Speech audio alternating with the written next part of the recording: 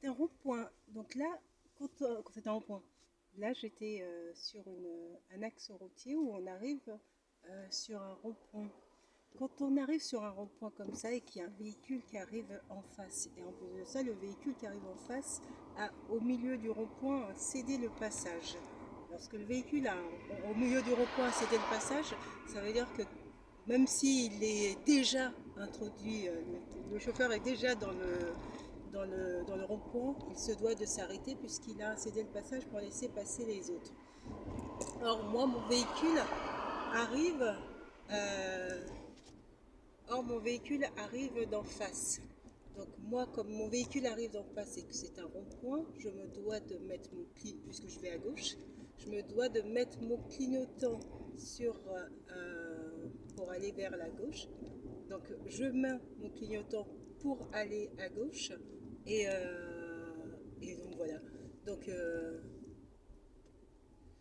pour aller à gauche, donc le véhicule arrive en face, mon clignotant est sur la direction pour aller à gauche parce que c'est un rond-point et que lorsque l'on prend un rond-point, lorsque l'on prend un rond-point, on le prend toujours en contournant le rond. Et de ce fait, puisqu'on contourne le rond, le clignotant est mis à gauche pour aller à gauche pour signaler donc qu'on contourne le rond-point et le véhicule arrivant en face doit bien évidemment s'arrêter pour laisser la manœuvre se faire de sorte que je puisse moi, bien que mon clignotant est mis à gauche, je ne vais pas contourner le véhicule qui est en face de moi par la gauche, je vais contourner le rond-point. Et donc c'est pourquoi le clignotant est positionné. euh, c'est pourquoi le clignotant est positionné vers la gauche pour pouvoir prendre le rond-point. Pour pouvoir prendre le rond-point. Donc voilà.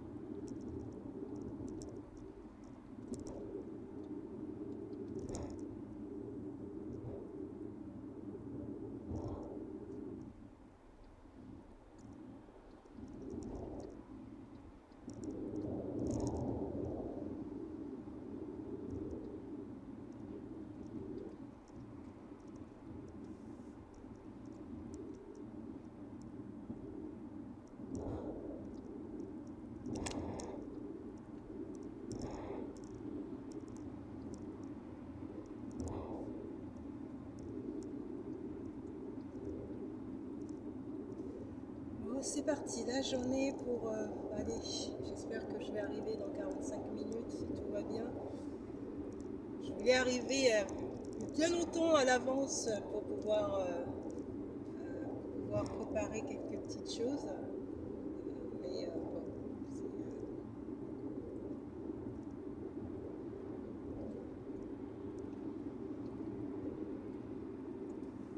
en l'occurrence, ça a été